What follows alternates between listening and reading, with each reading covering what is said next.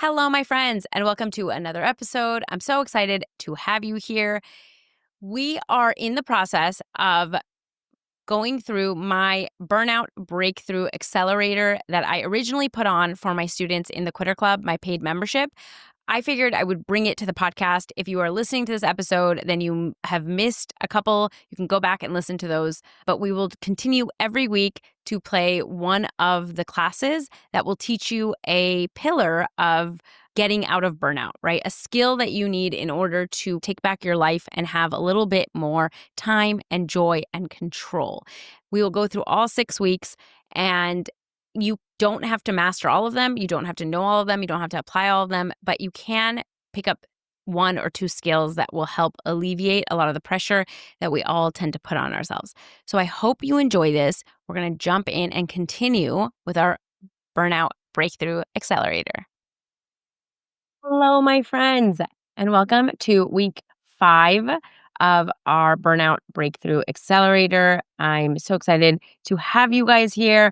We are slowly kind of chipping away at all the things that you need to start implementing in your life in order to ensure that you have a life that isn't going to burn you out, that includes rest and your own needs and some, oh gosh, sorry guys. I just realized my audio is all right. We're going to put this aside and just use the audio I have. Okay. Anyways, I apologize. I realized I was using the wrong microphone, but we're going to go with it. Anyways, every week up until now has also given you like different skills that you're going to need to start honing. It doesn't mean you need to be perfect at them. It doesn't mean you're going to ace it and you're never going to, set an impossible standard, or you're never going to have a mile long to-do list. It's just that we're starting to become conscious of like, yeah, I do this, and this does make me exhausted, and I do feel worn out. And we start noticing and we start chipping away little by little. Can I, delegate some more things on my to-do list? Can I get rid of some of the shoulds? Can I, change some of the standards I'm holding myself to?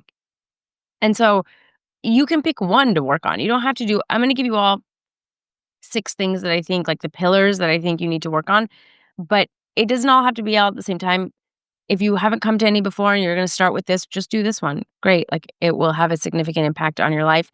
And then you can add the other ones as you go. So I don't want this to be something for my perfectionists that like we're going to take on, and it's going to be like, I need to get this perfect, because you're going to burn yourself out trying to get out of burnout.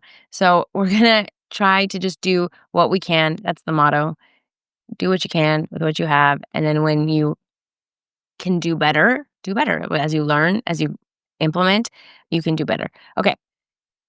Up until now, the last 4 weeks, the first 4 sessions have been mostly about what you can do personally in your own brain and in your own life, right? How you're changing your own standard, how you are looking at your to-do list differently, how you're dealing with your own guilt that's in your brain. And so a lot of what I wanted to give you is like tools or steps or things that you could do that you don't need anybody else to do, right? It's just like what you're already doing in your life. Today is arguably, I don't know, one of the bigger lessons because it has to do with other people, which tends to be a big source of a lot of our burnout. So I think a lot of us think, well, I would love to not have as much to do, but my partner just doesn't do his fair share. Or I would love to not have a perfectionist standard, but my boss thinks X, Y, and Z, or would say this, or I'll get fired, or whatnot. And so, obviously, in our lives, we are in relation with tons of other people, and that is going to impact what we do, how we do it, how we live our lives. And so, today's lesson is how do we deal with other people and not let ourselves get burned out, okay? How do we have these relationships in a way that is manageable, okay? And so sort of the theme, I'd labeled it like manuals and boundaries, and I'm not going to go as in depth into the concept of manuals and boundaries. There's a video in stage 2 of the roadmap that goes more in depth into each concept.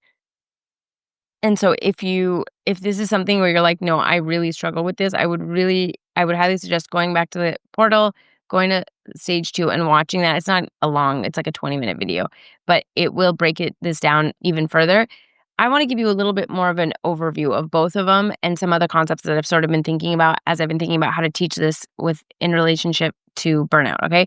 And I'll explain what both manuals and boundaries are for people that don't know what I'm talking about. One of the things I want us to all to understand is that a lot of what we are doing, we don't realize we are doing it, but a lot of what we do, a lot of the way we act is in order to manage other people and specifically manage their emotions. A lot of us are very uncomfortable with other people having a negative emotion. And so we will bend ourselves into pretzels to make sure that other people aren't upset, whether it's our kids, our partners, our friends, our parents, um, our boss, right? Which is a lot of people pleasing. Well, we all kind of know this. It's like, oh, this person wants me. I know if I say no, they're going to be upset. So I'm going to say yes. I know I can't take this on, but I don't want them to think I'm not a good employee and feel disappointed. I'm going to say yes. Right. And so a lot of us wear ourselves thin because we're so terrified that somebody else might be upset about something. Somebody else might have another emotion.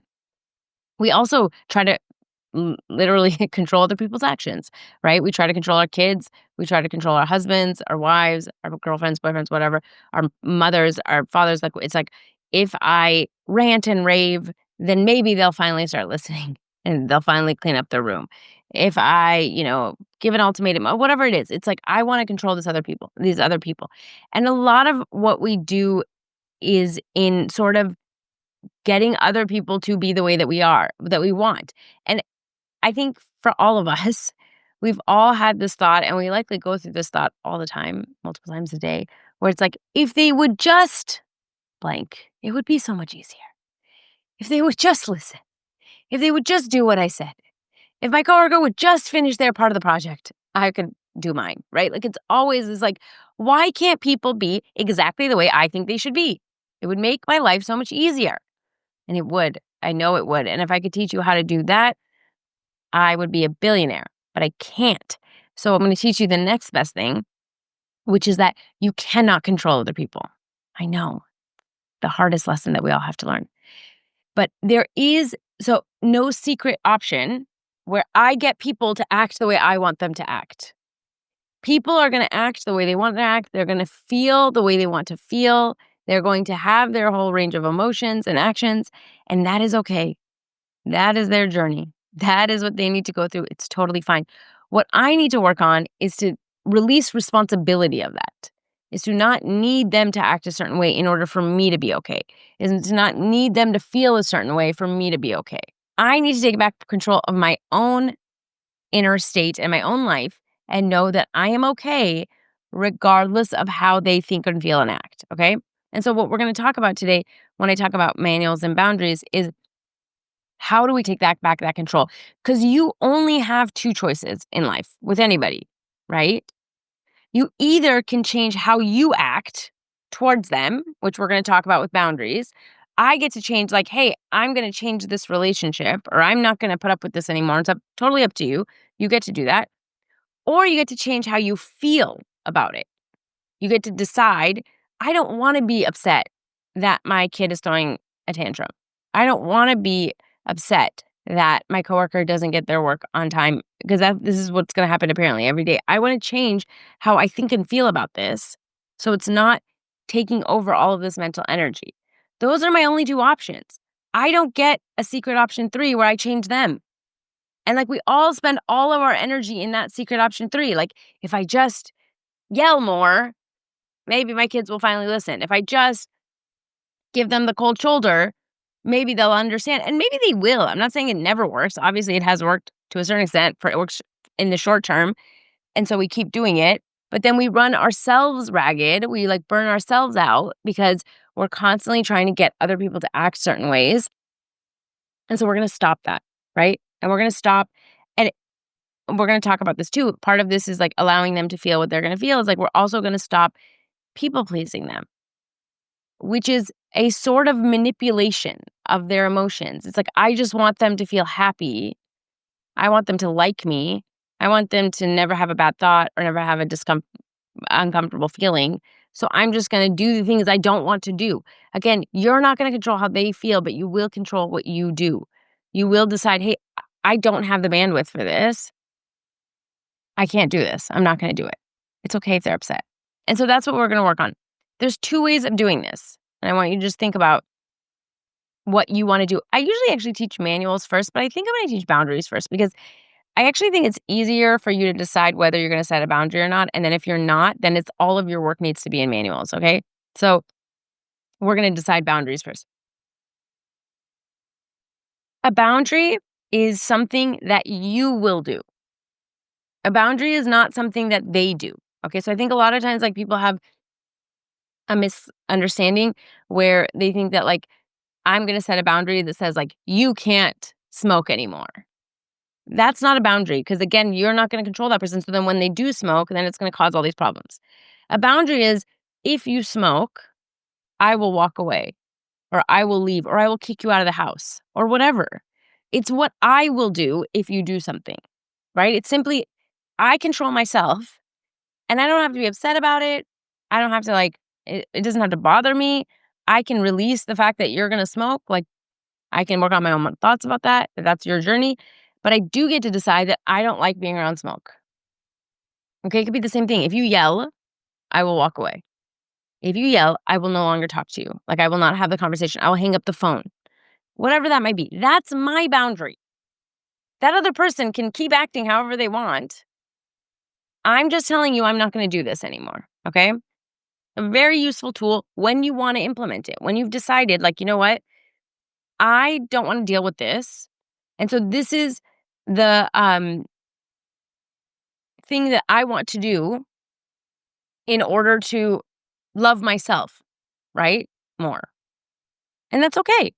Now, obviously, I think a lot of times, again, back to the people pleasing, a lot of us want to set boundaries, but we don't want there to be any consequences, or we don't want the other person to be upset. It doesn't work like that. Okay? There likely might be consequences to your boundaries. Like, you may, especially if you're someone that hasn't set boundaries before, if you've never set a boundary with someone, and people are used to having all access passed to you at all times to do whatever they want, and you never say no, when you start setting a boundary, people will be upset. People are going to rage against that boundary. That's okay. Again, one of the mantras I want us to work on is they are allowed to have their emotions. They are allowed to feel however they feel. They are an adult, usually. I mean, even with kids, it's fine. Emotions are not going to harm them. They're an adult and they're allowed to experience whatever that emotion is. They're allowed to experience disappointment. They're allowed to experience sadness. They're allowed to experience frustration. Okay? So, like, as you're going with boundaries, you're going to have to, like, coach yourself on the fact that I get to have a boundary and it doesn't matter how other people feel about it. They likely will be upset about it. If I say I don't want to be around smoke and my friend was used to me standing with her outside while she smokes every time and she gets to talk to me, she's going to be upset that she has to stand there alone. Maybe she feels awkward. Maybe she has shame around the fact that she smokes. Maybe she doesn't want to do it alone. Maybe she just uses that time to gossip. Okay, great. She can be upset. I don't have to love her any less. I don't have to be angry about it. I don't have to yell at her. I can just be like, I love you and I will not be around smoke. I don't like the way it smells. I don't like the effect it has on me. I'm going to walk away. You can do what you want. You can stop smoking or you can continue smoking. You can be mad. You cannot be mad. Whatever. I'm not going to do this. So I want you to think about boundaries in that way. The thing is, the reason I say I want to start with boundaries first is because I think boundaries is not a last resort. I think you can set a lot of really healthy boundaries. I don't think we need boundaries as much as people think we do. I think right now it's kind of like this really hot buzzword about, like, everybody on Instagram is like everything's about boundaries and cutting people off as soon as they, you know, I don't know, are affecting your peace or whatever. I don't think that that's realistic and I don't think that that's healthy for any type of relationship. And so I think that, like, it's okay. It's good to know. For me, I know that, like, a boundary is usually kind of my last resort. Is like, have I tried to work on my own thoughts about this? And we'll talk about manuals in a second. Have I tried to do that? Is this something I'm like, no, this is actually really important to me. I'm not going to do this. Then I go to a boundary. Okay. but it's not as common as I think that a lot of people want to believe that it is. Now, another note I will say is that you don't have to like express your boundaries. Like it doesn't have to be a conversation. It could just be for you. You could set a boundary with yourself. So let's say you can say, like, if they email me at 7 o'clock or after 6, I will not respond until the next day. That is my boundary with work because they don't own my life. They pay me for a job, and that job ends at 5 o'clock or at 6 o'clock. And so the boundary I want to create to everybody gets on the same page of understanding what they can expect from me is that I will not answer email after 7 o'clock. My boss might be upset. There might be a consequence. Again, it's not to say that, like, maybe at that job, I don't know, if they pay you to be on call all the time, then you obviously can't have that boundary. But if they don't, they might be upset about that. Okay, either they will deal with that disappointment and they will get used to the fact that I'm not going to respond to the next day, or maybe this isn't the place for me to work. If I want to have a job where I get to have some work life balance, where I'm not burned out, where I get to have my evenings, then this is going to have to be my boundary. And maybe this isn't the place for me to work. Now you have to like decide if that is worth that consequence is something you're willing to take, if that something is worth it. Now, I think a lot of times we like to think there's going to be a consequence. We like to think we're going to get fired when really, again, it's just that I may not be the favorite employee. Like my boss may just be upset a little bit or, annoyed, like, oh, God, she's not going to answer till tomorrow. And we just are so uncomfortable with someone thinking that or someone being like, oh my God, she's not the most reliable employee I've ever had. My coworkers are going to get annoyed because they're all responding and I'm not. And now I'm not going to be a favorite. Like usually for a lot of us, it's things like that. And so you have to get really good at allowing other people to have those emotions. It's okay if I'm not the favorite. It's okay if they're upset. It's okay if they have this emotion. If I don't want to be burned out in my life, I have to learn how to set boundaries about when I'm available for things and when I'm not, what I can do and what I can't, what I have the energy for, what I don't. No one else is going to set those boundaries for me. And I promise you that if you let people walk over your boundaries, they will. Okay? So whether that's within your family home, whether it's, at work or whatever it is, you have to decide. Here's the thing. I know I said like boundaries are like the last resort and they sort of are, but we all already have boundaries that are unspoken. Hopefully, we all have boundaries, right? Like you have like I will not if someone physically assaults me, I will leave or go to the police or none of us are like I don't want them to feel bad about the fact that they hit me. I'll just let them keep hitting me. Like we have very, in extreme situations, you can kind of sort of see, like, obviously I have boundaries of like how people are allowed to deal with me or relate to me or interact with me. But what happens in the gray area is like where it's not obviously as stark as like an assault.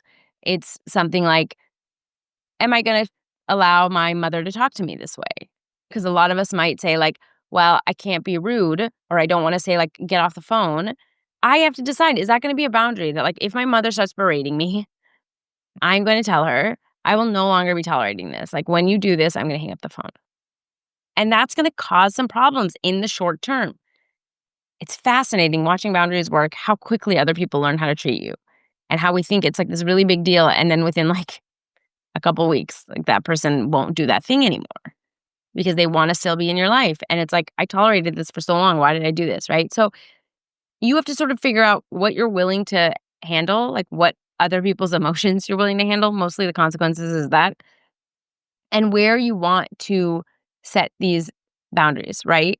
And I want you to, like, when you're thinking about boundaries, I want you to think of it as like, if this happens, it has to be a very clear thing, then I will do what?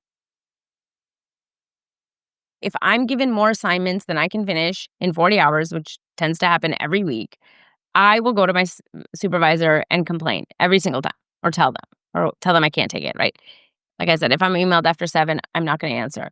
If I'm asked to take a project on with my free time, like, or if I'm asked to volunteer for some kind of panel that doesn't pay me, I will decline. Like, that's my boundary at work. I'm not going to work for free. Okay. And I think that a lot of times, like, again, you don't need to express it in the sense of like, this is my boundary, but you can say like, hey, I know you wanted me to do this project. I already have this other stuff that's taking up all of my time. What do you want me to do? Do you want me to delegate some of that stuff? Do you want me to work on this next week? You can start advocating for yourself once you know your own boundary. Like, I'm not going to do this. So, what's the solution here? You can also I mean, we can get into, again, you can watch the video on it. There's a lot more about even your own mental boundaries with yourself. Like, stress, if I have, stress about this presentation for more than 30 minutes, this is what I'm going to do. If you're someone that ruminates and stuff, you can start kind of like thinking about boundaries in that sense with yourself of like how you're going to set boundaries. But we're not going to get into that. So, that is boundaries. Okay. That is how you're going to deal with other people when it affects you. You're going to think about how you act. So I talked about how like you have two options in how you're going to deal with all the people in your life. One is you're going to change how you act. Okay? You act, not them. You're going to decide this no longer works for me. So I have to change how I act in this scenario. Okay? That's boundaries. That's the first part. Like I said, I actually think that's a smaller percentage of the time what you're going to be doing. I think the bigger percentage of the time is going to be what we call manuals, okay? And it's going to be changing how you think and feel about other people and what they're doing, okay? Which is also very difficult, but it's only happening kind of internally, okay? And so the concept of a manual is that we tend to have instruction manuals for everybody in our lives, including ourselves, by the way, and how they should act, right? If they just followed this instruction manual to a T, I would be so happy, right? If my mom didn't guilt me and she just left me alone and she didn't want me to like come over all the time, if my husband took out the trash when I asked him to, if my friends just called me more and supported me or invited me to hang out, if my kids didn't argue as much, then I could be happy. And for a lot of us, a lot of the burnout, like I said, is like managing both our own disappointments and resentments and stuff about how other people don't act and trying to sort of manipulate them into acting the certain ways that we want them to act. And so we're spending so much energy trying to change how other people act, which, I mean, you tell me, how's that worked out so far? Do they act the way you want them to act? Obviously not. And what's fascinating, a lot of times I have to check myself every couple of like months, every like 6 months, I have to give myself a reminder of like, it's funny that you think you know how everybody in the world should act. Weird how you have all the answers. You're so special, Goalie. You're so smart. You know how everyone should relate to everybody else. Like, obviously, I don't. Obviously, like, my idea of what kids should do or what my husband should do is just different than other people. And, like, and sometimes I just have to humble myself to be like, I don't really, why do I think I know what everyone should do? Of course, I would like it because it would make my thoughts easier. It would be like, oh, how lovely. My friends call me the right amount, not too much for me to get overwhelmed that I have to say no to them, and not enough that I feel like I'm unloved. Right? Like, it's like this like very like tight-ropey thing that people have to walk in order for me to be happy. And so when you start understanding this, that like I have this very detailed instruction manual for them of what they should do. Like a telltale sign that you know that you're having a manual is should. Okay? She should be doing this. He should call me more. She shouldn't act like that. She's old enough to know she's not supposed to do this. He shouldn't, whatever you have about somebody else and what they should and shouldn't do, it's a manual. It's just a description of what you think is best for them to, like, how it is best for them to live, right? And so, first is like noticing that, like, I think that I can't be happy until other people do the things I think they should do. If my boyfriend just, like, if he should plan more dates, then I'd be happier. Or if he should tell me he loves me more, then I'll be happier, right? My kids should just listen to what I say the first time. Then my life would be so much easier. Again, I think the key to understanding manuals is understanding that if they acted a certain way, then I get to think and feel better. I get to think and feel in a different way than I do now. So if my friends called me more, I would get to think that they like me and I can feel loved, right? If my kids stopped arguing so much, I would get to think that I'm a good mom and I could feel proud because right now when they argue, I get frustrated because I think like no matter what I do, I can't teach these kids to stop arguing. So clearly I'm doing something wrong and I feel shitty about myself and I hate that feeling. And so it grates on me when they fight because I think they shouldn't be doing this anymore. At this point, they should have learned. So, like, clearly something's wrong, right? If my mom stops asking me to come over for dinner every week, then I get to stop feeling guilty and I don't have to deal with this hard conversation and I can think I'm a good daughter, right? So, what we're doing when we want people to act a certain way is because it becomes easier for me to have the thoughts and feelings that I want to have, which of course it does, but I'm not going to get them to act that way. So one of the biggest keys is understanding like I don't need them to be any different in order for me to think and feel differently, right? Like what if I just got to believe what I wanted to believe, even if they didn't act differently? What if I got to believe that my friends like me, that I'm a good daughter, that I'm a good mom, that all of these things, regardless, can be true, even if these people are acting in a certain way? How much easier can my relationships be if I just let everybody else act the way they're going to act? And I just get to love them anyways. I just get to decide, of course, my mom is going to guilt me. That's like literally her only language. That's all this woman knows. What am I getting upset about? Of course she's going to do that. Of course my kids are fighting because they're 7 and 11 years old, and that's what 7 and 11-year-olds do. That is what children do. It does not mean that I'm a bad mom. It means that they are children. And I don't need to stop that. Obviously, I can like teach them certain skills, which I'm going to keep doing. But I'm going to know that like it's not going to change overnight. And I know that when I say this, the initial thought is like, but you can't just let everybody, do it. There's no consequences and I'm being delusional and I don't want to think that my boyfriend loves me if he doesn't like, put in the effort and whatever, blah, blah, blah. I get it. I get it. I'm going to address that in two ways. One, you're already delusional. We're all already delusional. I think if you come to any of these coaching calls, you can see how delusional we all are, right? It's like we have all of these, we have all this evidence that that are, we're doing great and we're getting promotions. And then we're like, oh, I don't know what I'm doing in my job and I feel like I'm behind. Like you're already believing thoughts that aren't true. Or you might have somebody that you've been with for years and you're just choosing to believe, like, I just don't think he loves me that much. That's a delusion. You don't know what that person is thinking. Clearly, their actions are showing you that they do love you, but you're choosing to believe something else. Like, how many times have, for a lot of us, like, thought that someone was mad at you or that they didn't love you or that, like, your friends just didn't like you. And then you realize that, like, whatever was happening had nothing to do with you. Like, they didn't call because or maybe they did call and you're like, you just never got the text or whatnot. And you're like, oh, I just sat here this whole time thinking that nobody loves me, right? We've all done it. Like, we're all kind of walking around delusionally. We're all creating these stories. And usually our stories are just terrible. They're like, I'm a terrible person. I'm not lovable. Nobody loves me. I'm not good enough. And we run around telling her, and we're just looking for evidence. See, he didn't pick up the phone after the second ring means he doesn't love me. Like, we're just like looking for like the most random evidence to prove our story. So it's like, why not just try on another story? Why not try on another story that, like, I am loved and I am lovable and they love me. And even if they decided for whatever reason, they get to do that and I get to still feel like I'm loved. The other thing that I will say is that I don't mean to say that, like, I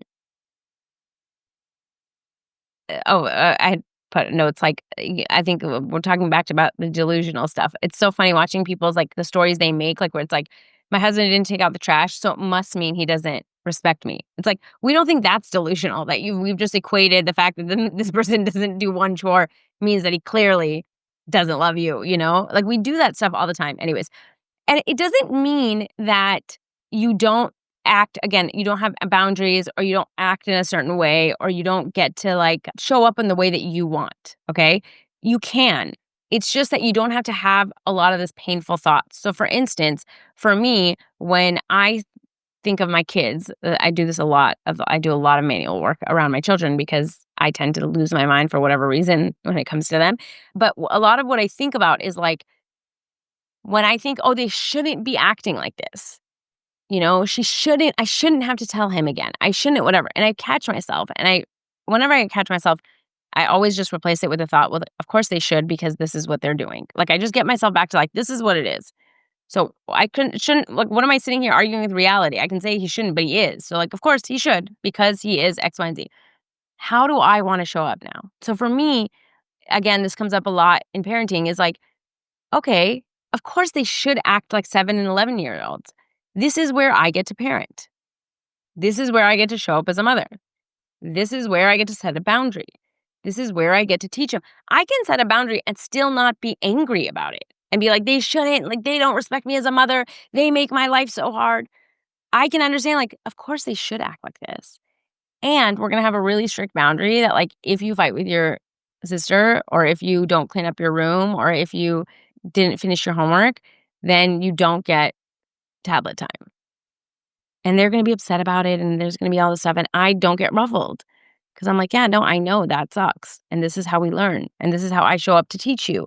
So you start learning that, like, it's not worth doing this thing, but they're gonna keep doing it because that's what children keep doing. They keep pushing the boundaries constantly, and I think a lot of times we just give in, and I'm not saying I do too, because it's just easier sometimes, but I just remind myself that, like, no, they should be doing what they're doing, and I get to act how I wanna act. Even with other people, right? It's like I one of the biggest, I think, calming effects that manuals have had on me is, again, accepting people for who they are and then deciding how I wanna interact with them. So there might be certain friends where I'm like, "You know what? They can act however they want." I don't need to get upset about, like, why aren't they calling me back? Why don't they ever initiate plans? Why don't they clearly I'm like, "Okay, they should act this is the level with which they wanna put into this relationship." Okay, good to know. I get to also decide what I'm gonna put in. Maybe I don't call anymore. Or maybe, like, okay, I can just accept I can be disappointed that we're not gonna be best friends or always together. I can understand that, like, maybe I like them more than they like me, which is totally possible and totally normal, and there's tons of people that like me more than I like them, and this is just the way it is. And so I can decide, like, I'm not gonna put in as much effort in. If they don't call me, I won't call them. Or if they don't set up the plans, then I'm not gonna, uh, be the one that initiates. I can create that boundary with people because I don't wanna keep being disappointed, let's say, or I wanna understand, like, okay, this is the nature of this relationship without working myself up so much about the fact that they should just be different. I want them to be different because I wanna feel loved by them, and I wanna feel like I get to have this relationship, but I can't force people into a relationship. So what I can do is just accept them how they are and then decide how I wanna act, okay?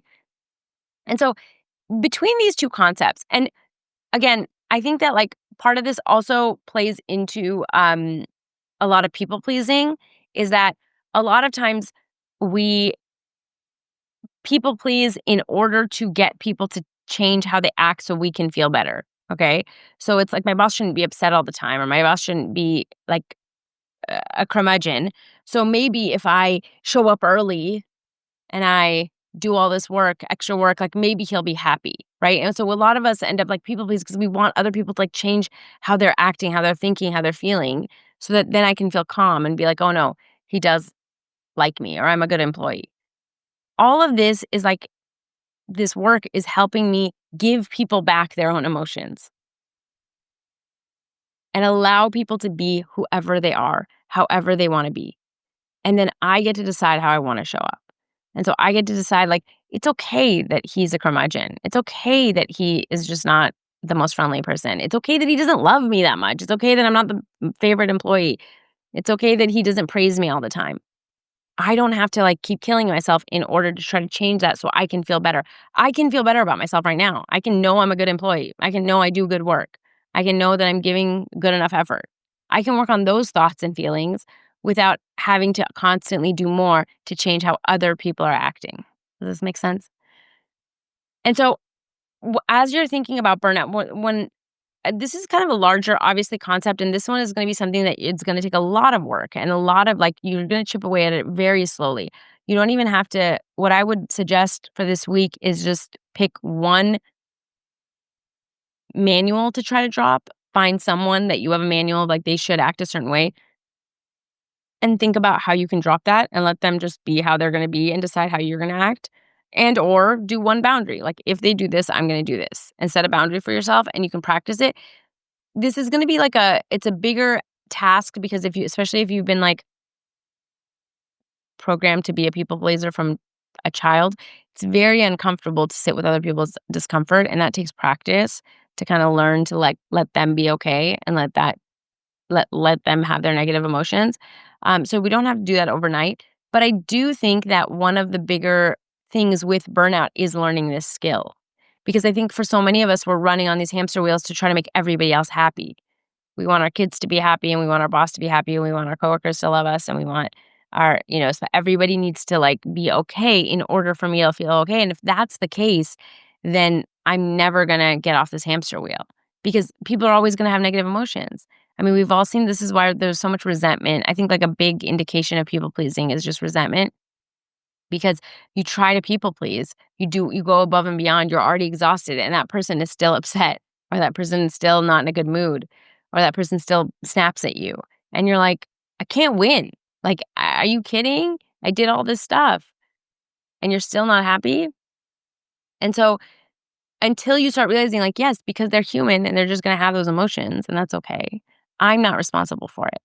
And so this week, I want you to really think about in relation to other people, where am I trying to control people's behaviors and their thoughts and feelings? And when can I give it back to them? When can I decide that they're allowed to feel however they want? And I get to still think and feel what I want. I get to still think I'm a good employee. I'm a good mother. I'm a good daughter, child, or whatever, friend, whatever it is. I don't need other people to continue to validate that for me. I have enough evidence of that already. Lizzie says, "Ugh, yes, people pleasing leads to so much resentment." Yes, it does. And I think that it actually, though, if you use it once you know that, it's a really beautiful arrow to show you where you're people pleasing. So find where you're resentful, and I will show you exactly where you're people pleasing, right? And so then it becomes easier for you to be like, oh, I'm sort of creating this cycle. What's fascinating with people is like a lot of times people don't even ask for it. It's like they didn't ask you to bend yourself into a pretzel. You just decided to do it. And then when they're not happy, then you're mad. And that person's like, what? Like I get to be mad. And so when you can let go of the responsibility for everyone else's emotions, it becomes easier to let go of like the need to please them. And I think for all of us, like, I just want you to see, like, look at your capacity to feel negative emotion. Why is it that you know that you can do it and you can take on everyone else's, but everyone else shouldn't have a negative emotion? It's like we're all gonna have it. We're all gonna feel it in this world. No one's escaping negative emotion. So like the more we give trust that like they are an adult and they can handle an emotion. They can be disappointed. They can be sad. They'll be fine. It's gonna be okay. And in fact, I actually think that it creates such a richer, healthier relationship. Because when you're not having to tiptoe around people, when you're not having to put on an act, where you're not having to like sometimes people feel like they need to act like they're happy all the time because this other person can't handle it. And so they can't show their real emotion. They can't be vulnerable. And I think that the more you can like really allow yourself to be who you are and be human and let them have the emotions that they're going to have, the deeper you can have a connection with someone because you know that when they're doing something or they know when you're doing something, you're doing it because you really want to, not because you're just afraid that they're going to be upset. So that's what we're going to work on this week is manuals and boundaries. Like I said, I think that manuals is the much bigger portion. It's the biggest work that we do because we constantly think other people should be doing different things. And so just practice like letting go of that should. I mean, we're talking down to like how someone drives on the street, like it's other cars. Like they shouldn't drive like that. And I just want you to just catch it and be like, what if they should? What if that's exactly the way that person should be driving?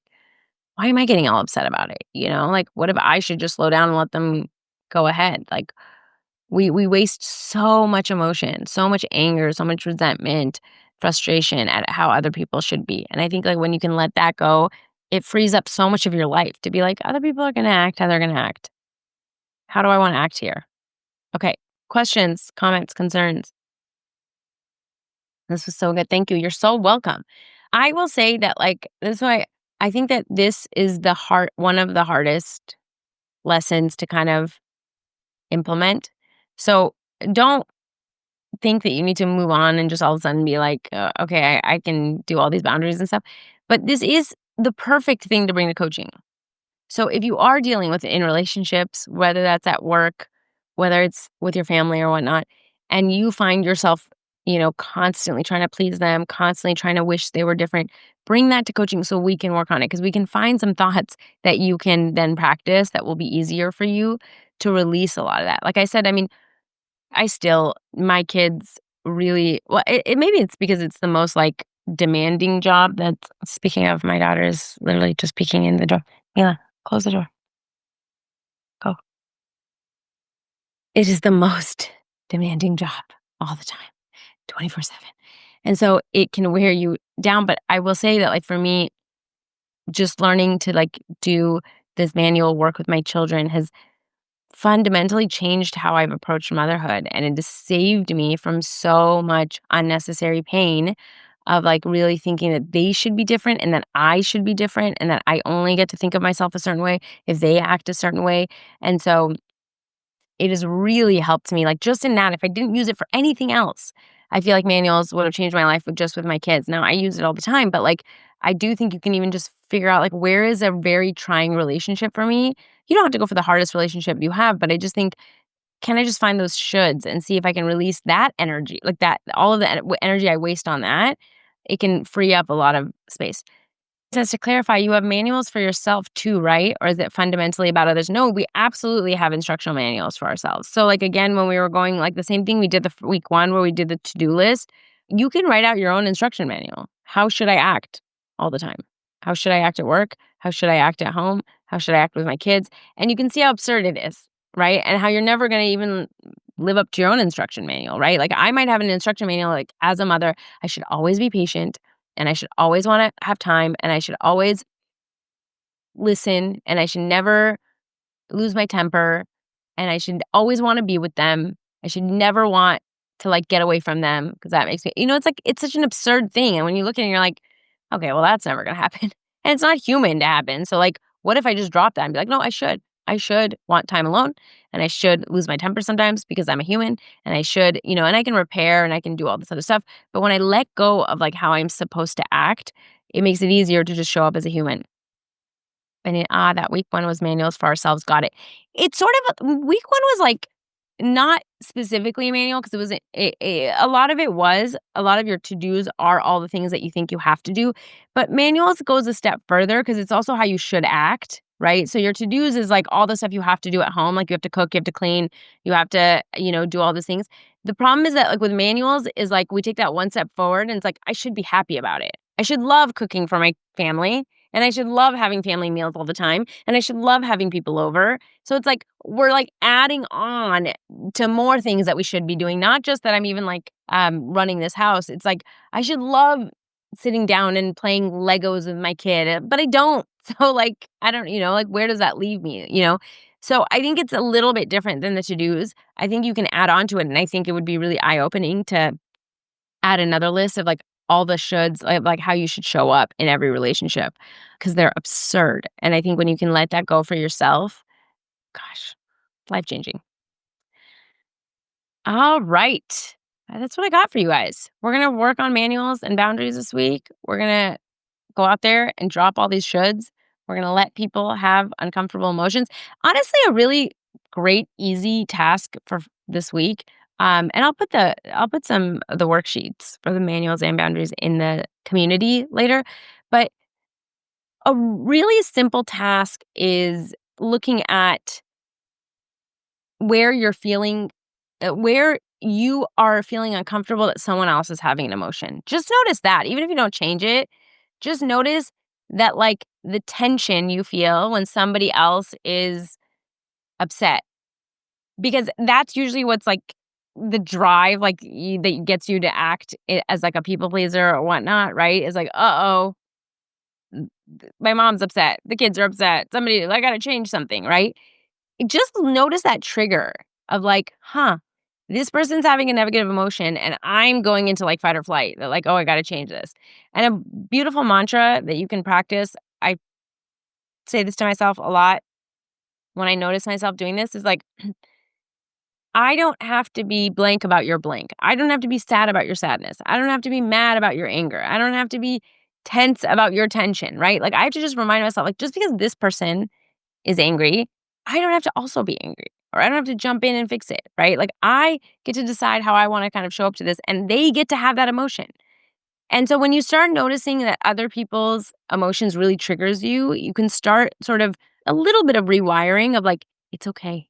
It is okay if they're upset. It is okay if they're having a human experience. It's okay if everybody's not happy. I'm not responsible for making everybody happy all the time. What an impossible job we've given ourselves, right? It's like, Nobody's happy all the time. So the more you can start, like, just noticing when someone else is upset and letting yourself be okay with them being upset or just uncomfortable or frustrated, it can not only, like, again, help you, but I think it's such a shift. Like, I'm going off on a tangent, but again, going back to the kids, at some point we lost this idea that, like, people should feel frustrated, people should feel bored. Like, that's where they find solutions for their own problems. That's where your biggest ideas come from. That's where there's just so much in it. When someone is constantly jumping in and try to fix it so that you never have a negative emotion, they're not doing you a favor. They're handicapping you to never be able to feel that emotion. So when it's whether it's your children or whether it's your adults, it's like, okay, your boss is running a company, and that comes with frustration, and that comes and, like, you have to do your part, but that's all you have to do. You're not responsible for them being stressed out because sales are down. Like, you have to really, like, understand where your role is in this and, like, where other people are learning their own coping mechanisms and how to deal with this, and everyone's not gonna be happy, and, like, allowing them to learn how to do that and have that emotion is a skill set that they need. So you're really helping them if you really think about it. How nice of you. All right, my friends, that's what I got for you. Last week is our last week of the Burnout Breakthrough Accelerator. We'll spend this week kind of noticing other people's emotions, noticing when we're shooting on them, like what all the things they should do, and we'll start chipping away, and then we'll finish it off next week. And that's all I got for you. Bye, friends.